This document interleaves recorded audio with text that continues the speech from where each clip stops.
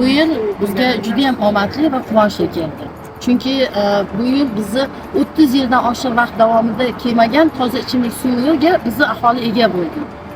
Shuning hisobidan biz nafaqat prezidentimizga, balki o'sha mahalla raisimizga, suv ta'minotini boshlig'i Karimov G'ayratga hamda bizni faollarimiz Abdusattor aka bilan Erkov akaga chin dildan minnatdorchilik bildiramiz.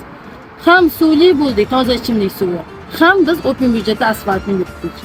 Aholini birlashtirib oldik mana. Aholimiz yaxshi insonlar. Mana birgalikda suv keldi mana. Rahmat, prezidentimizga rahmat. Shunaqangi yettilikni tizimini yaratib berganligi uchun men juda ham xursandman. Mana men rais sifatida yonimda yettilik xodimlarim birgalikda mana shu xalqni uyg'ota bildik. Bular birlashdi, ahillashdi. Shuning orqasida mana shunaqangi obod ishlar bo'lyapti. Kelgan qadamlaring qutlug' bo'lsin, ishlaringga baraka bersin.